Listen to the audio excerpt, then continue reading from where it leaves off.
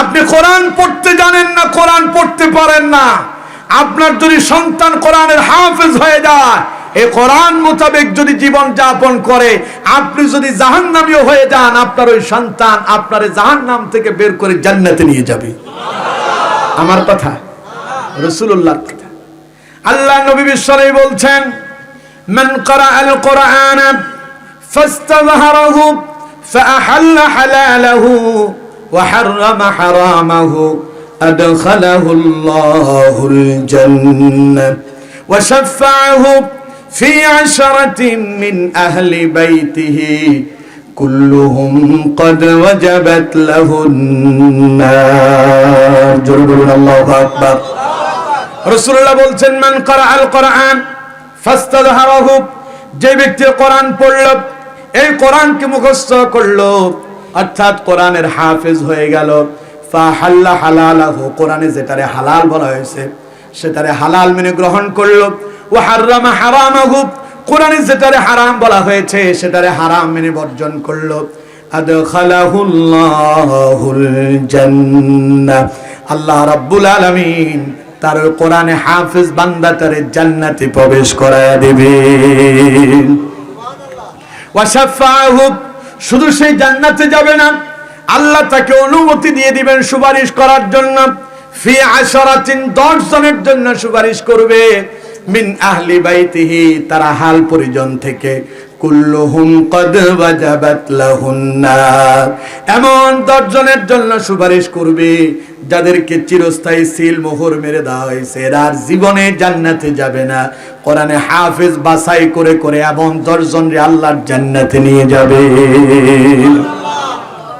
আমার বন্ধুগণ, একজন কোরআনে হাফেজ যদি কোরআন মোতাবেক জীবন যাপন করে, কোরআনে যা হালাল বলা হয়েছে হালাল মেনে, এবং যেগুলো হারাম বলা হয়েছে হারাম মেনে যদি জীবনটারে পরিচালনা করতে পারে, কিয়ামতের দিন আল্লাহ তারে জান্নাত দিয়ে দেবেন। কোরআনে হাফেজ সামনে থাকবে আর পেছনে ফেরেশতারা কোরআনে হাফেজের জন্য স্লোগান দিতে থাকবে।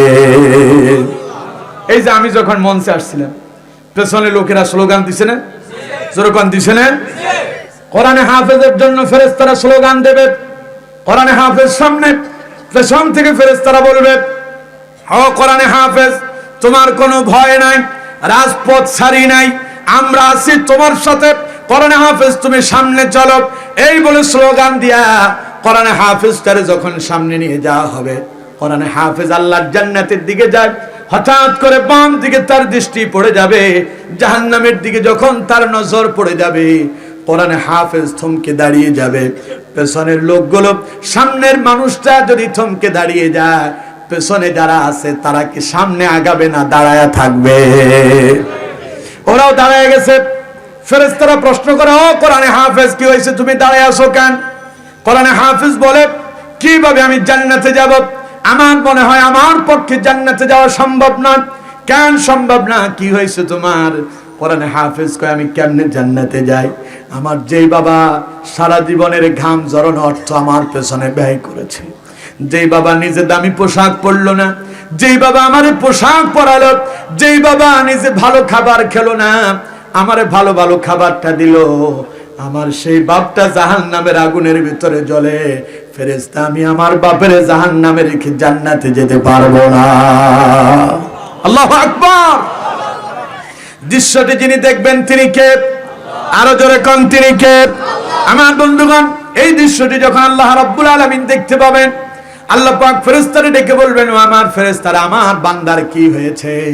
ফেরেশতারা কয়, আল্লাহ তোমার বান্দার বাপ নাকি জাহান্নামে জ্বলে, ও নাকি বাপের জাহান্নামে রেখে জান্নাতে যাবে না। আল্লাহ রাব্বুল আলামিন বলবেন, আমার বান্দারে বলে দাও সে যেন জাহান্নাম থেকে তার বাপের টেনে তুলে জান্নাতে নিয়ে যায়। কোরআনে হাফেজ জাহান্নাম থেকে তার বাপটারে টেনে তুলবে। এবার যখন ফেরেশতারা আবার স্লোগান দিবে, ও কোরআনে হাফেজ সামনে চলো, তোমার কোনো ভয় নাই, আমরা আছি তোমার সাথে, রাজপথ ছাড়ি নাই। এই স্লোগান দিয়ে যখন সামনের দিকে নিয়ে যেতে চায়, কোরআনে হাফেজ এখনো জাহান্নামের দিকে তাকায় তাকায় কান্দে, কয় যাওয়া সম্ভব না। ফেরেশতা জিগায়, কেন যাবা না? কই কেমনে যাই? যেই মাটা আমার 10টি মাস কষ্ট করে পেটে ধারণ করলো, 2 বছর পর্যন্ত দুধ পান করালো, যেই মা নিজে বিছানার ভিতরে প্রস্তাবের ভিতরে ঘুমালো, আমার শুকনো জায়গার ভিতরে রেখেছে, যেই মা তার ভালোবাসাকে বিসর্জন দিয়া আমার মাদ্রাসার হোস্টেলে ভর্তি করে দিল, ফেরেশতারে আমার সেই মাটা জাহান্নামে জ্বলে, আমি আমার মাটারে জাহান্নামে রাইখা কেমনে জান্নাতে যায় আমার পক্ষে সম্ভব না। আমার বন্ধুগণ, দৃশ্যটি যিনি দেখছেন তিনি কে? আরো জোরে কোন তিনি কে? আমার বন্ধুগণ, আল্লাহ রাব্বুল আলামিন আবার ফেরেশতারে প্রশ্ন করবে, ফেরেশতা কি হইছে, বান্দা দাঁড়ায় আছে কেন? ফেরেশতা আবার পূর্বের নাই বলতে থাকে, আল্লাহ তোমার বান্দা কয় জাহান্নাম, সে নাকি জান্নাতে যেতে পারবে না, তার মাও নাকি জাহান্নামে জ্বলে। আল্লাহ পাক বলেন, আমার বান্দারে বলো সে যেন তার মাকেও জাহান্নাম থেকে বের করে জান্নাতে নিয়ে যায়। এই গেল কয়টা? আরো আছে কয়টা? আরো 8 জনের জন্য সুপারিশ করে। আমার বন্ধুগণ, জাহান্নাম থেকে বাপরে উঠালো, জাহান্নাম থেকে মাকে টেনে তুলল। কোরআনে হাফেজের পেছনে আবার ফেরেশতারা স্লোগান দেয়, ও কোরআনে হাফেজ সামনে চলো, তোমার কোনো ভয় নাই, রাজপথ ছাড়ি নাই, আমরা আছি তোমার সাথে, স্লোগান দিয়ে সামনে নিতে চায়। কোরআনে হাফেজ আবারও দাঁড়ায় আছে, যাওয়া যাবে না। কেন যাওয়া যাবে না? ওরে ফেরেশতা, তোমরা কি জানো, আমি যখন মাদ্রাসায় ভর্তি ছিলাম, মাঝে মধ্যে ছুটি দিয়ে যখন বাড়িতে আসতাম, আমার মা বাবা তো আমারে খাবার দিত, বাড়িতে আমার দাদা দাদু ছিল, আমার আত্মীয় স্বজন ছিল, যারা আমারে গোপনে গোপনে ঘরের ভিতরে ডেকে নিয়ে কিছু ফল ফ্রুট খাওয়াতো। আমি যখন মাদ্রাসায় চলে যেতাম, মা বাবা আমার পকেটে কিছু টাকা ঢুকাইয়া দিত, কিন্তু আমার দাদা দাদি গোপনে মা বাবারও জানতে আমার পকেটে কিছু পয়সা দিয়েছিল। আমার সেই দাদা দাদি তারাও তো জাহান্নামে জ্বলে ফেরেশতা, ওদেরকে কেমনে জাহান্নামে রাইখা আমি জান্নাতের নাজ নিয়ামত ভোগ করব, আমার পক্ষে সম্ভব না। দৃশ্যটা কে দেখে? আরো জোরে কোন কে? এবার আল্লাহ রাব্বুল আলামিন আবার প্রশ্ন করে, ফেরেশতারে কি হয়েছে, আমার বান্দা দাঁড়ায় আছে কেন? ফেরেশতা বলে, আল্লাহ তোমার বান্দার নাকি আত্মীয় স্বজন গুলো জাহান্নামের ভেতরে জ্বলে। এবার আল্লাহ রাব্বুল আলামিন ফেরেশতারে ডাক দিয়ে বলবে, ও আমার ফেরেশতারা, আমার বান্দারে বলো, ওয়াশাফাহু, আমি তারে সুপারিশের অনুমতি দিয়ে দিলাম, ফি আশরাতিন, সে 10 জনের জন্য সুপারিশ করতে পারবে, মিন আহলি বাইতিহি কুল্লুহুম ক্বাদ ওয়াজাবাত লাহুন্না, এমন 10 জনের জন্য সেই যেন সুপারিশ করে যাদেরকে চিরস্থায়ী সিল মোহর মেরে দেওয়া হয়েছে, আর জীবনে জান্নাতে যাবে না। আমার বান্দা যেন বাছাই করে করে তাদেরকে জাহান্নাম থেকে বের করে জান্নাতে নিয়ে যায়। আরো আস্তে কোন, এবার একটু জোরে কোন তো দেখি সুবহানাল্লাহ। আমার বন্ধু, একটা সন্তানের কোরআনের হাফেজ বানা, একটা সন্তানের আলেম বানা, খাবারের অভাব হবে? সব কথা তো বলা উচিত না, সব কথা বলা যায় না। বাবা ইন্তেকাল করছে, হাসতে হাসতে চলে গেছে, হাসতেছে, আল্লাহু আকবার কম। আমার বাপ কয়, বাবা তোদের সবগুলো সন্তানরে আমি ইচ্ছে করলে ডাক্তার ইঞ্জিনিয়ার বানাইতে পারতাম। আমরা 3 ভাই কোরআনে হাফেজ, 3 ভাই আলেম, আলহামদুলিল্লাহ বলেন।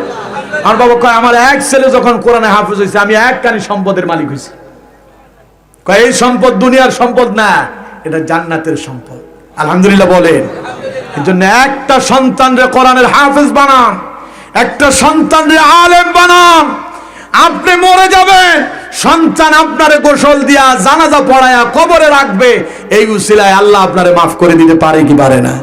আরো জোরে কোন পারে কি পারে না? আমরা 3 ভাই বাবারে গোসল দিছি, 3 ভাই বাবারে কাপড় পরালাম, কবরে নামানোর সময় 3 ভাই কবরে নামালাম, আলহামদুলিল্লাহ। আমার বন্ধু, একটা সন্তানরে হাফেজ বানা, একটা সন্তানরে আলেম বানা, দুনিয়াও কল্যাণ, পরকালও। আমার বন্ধুগণ, আপনি বলেন, হুজুর আমার তো বয়স হয়ে গেছে, এখন আর হাফেজ কেমনে হব? 5টা সূরা পারি অথবা 10টা সূরা পারি। এই যে 10টা সূরা মুখস্থ করেছেন, প্রত্যেকটা সূরার প্রত্যেকটা আয়াতকে আজকে বাড়িতে গিয়ে পড়া শুরু করবেন, আর প্রত্যেকটা আয়াত যা পড়বেন তার উপরে আমল করা শুরু করবেন। যতটা আয়াত আপনি মুখস্থ করবেন, ওই আয়াতের উপরে যদি আমল করেন, অত তলার বিশিষ্ট একটা জান্নাত আল্লাহ আপনারে দান করবে। দুনিয়ার বিল্ডিং বানানোর জন্য সবাই পাগল, ঠিক না? কিন্তু আমার বন্ধু, এই দুনিয়ার বিল্ডিং এ তো থাকা যাবে না, যাবে?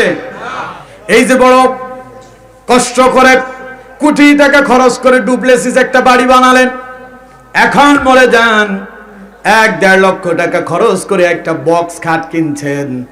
আপনি যদি মরে যান, ছেলে বলবে এখন আর খাটে শোয়ানো যাবে না, মাটিতে নামায়া দাও। ঠিক না? মাটিতে রাখার পরে ছেলেটা মসজিদে চলে যাবে, হুজুর আমার বাপ মরছে, তাড়াতাড়ি তারে দাফন করতে হবে। কয়টায় দাফন করা যায়? জানাজা কয়টায় দেওয়া যায়? হুজুর তাড়াতাড়ি করেন। হুজুর বলে জোহরের আগেই কাজ সারতে হবে। ছেলে কয় যত দ্রুত সম্ভব বাপের বিদায় দিতে হবে। ঠিক না? সুতরাং আমার বন্ধুগণ, এই দুনিয়া থেকে যে সমস্ত বাড়ি গাড়ি আপনি করছেন এগুলো কিছুই থাকবে না। এখানে থেকেই জান্নাতের ঘর তৈরি করতে হবে, কি হবে না? জান্নাতে একখান 10 তলা বিল্ডিং চান্ত আমার বন্ধু, আপনি তো বুঝতে পারেন না জান্নাতের বিল্ডিংটা কেমন হয়। দুনিয়ার বিল্ডিং গুলো তৈরি হয় পোড়া মাটি দিয়া, ইট বানায় জান্নাত দুনিয়ার বিল্ডিং তৈরি হয়। আর জান্নাতের ভিতরে আল্লাহ রাব্বুল আলামিন যেই জান্নাত আপনার জন্য তৈরি করেছেন, ওই জান্নাতের ইট গুলো একটা ইট হবে স্বর্ণের, সাথে যেটা থাকবে সেটা হলো রূপার। বুঝেন নাই তো? এই জন্য সুবহানাল্লাহ কোন নাই, আরো জোরে কোন। তাহলে একটা ইট যদি স্বর্ণের হয়, রাসূলুল্লাহ বলছে জান্নাতের ওই ইটটা যদি কেউ যদি কিনতে চায়, গোটা পৃথিবীটারে যদি 3 বার বিক্রি করা হয়, একটা ইটের দাম হবে না। এখনো বুঝেন নাই? যদি কেউ জান্নাতের একটা ইট কিনতে চায়, এই গোটা পৃথিবীটারে যদি 3 বার বিক্রি করে, এরপরেও একটা ইটের দাম। এবার আমার বন্ধুগণ চিন্তা করেন, আপনি যদি 10টা আয়াত মুখস্থ করেন আর ওই 10টা আয়াতের উপরে আমল করেন, পরকালে কিয়ামতের দিন আল্লাহ 10 তলার বিশাল বড় একটা জান্নাত আপনারে দান করবে। আপনি যদি 20টা আয়াত মুখস্থ করেন, সেই 20টি আয়াতের উপরে আমল করেন, 20 তলার একটা বিশিষ্ট জান্নাত আল্লাহ দিয়ে দিবেন আপনাকে। আমার কথা রাসূলুল্লাহর হাদিস থেকে শুনুন, বিশ্বনবী বলছেন, ইউকালু লিসাহিবিল কুরআন ইকরা ওয়ারতাকি ওয়ারাত্তিল কামা কুনতা তুরাত্তিলু ফিদ দুনিয়া فإن منزلك عند آخر آية تقرأها জোরে বলুন আল্লাহু আকবার, আরো জোরে কোন আল্লাহু আকবার। আল্লাহ নবী বিশ্বনবী বলছেন, ইউকালু লিসাহিবিল কুরআন, যে ব্যক্তি কোরআনের ধারক বাহক হবে, এই কোরআন তিলাওয়াত করবে, কোরআন মোতাবেক আমল করবে, কিয়ামতের দিন আল্লাহ রাব্বুল আলামিন সে কোরআনের পাঠককে ডেকে বলবে, ইকরা, তুমি তিলাওয়াত করো। কেমনে তিলাওয়াত করবে? আল্লাহ পাক বলছেন, ওয়ারতাকি ওয়ারাত্তিল কামা কুনতা তুরাত্তিলু ফিদ দুনিয়া, দুনিয়ায় যেভাবে মহাব্বত করে ভালোবেসে সুরলিত কণ্ঠে সুন্দর করে আমার কোরআনটা তিলাওয়াত করেছ রে বান্দা, আজ এই জান্নাতের ভেতরে এই কোরআন তুমি তিলাওয়াত করতে থাকো। فإن منزلك عند آخر آية تقرأها, বান্দা তুমি একটা আয়াত তিলাওয়াত করবা, এক তলা উপরে উঠে যাবা, 2টা আয়াত তিলাওয়াত করবা, 2 তলা উপরে উঠে যাবা। এইভাবে তোমার কোরআনের আয়াত তিলাওয়াত শেষ হবে যেখানে, ওই বিশাল বড় বিশিষ্ট একটা জান্নাত আমি আল্লাহ রাব্বুল আলামিন বরাদ্দ করে দিব তোমার জন্য, ঠিক সেখানে।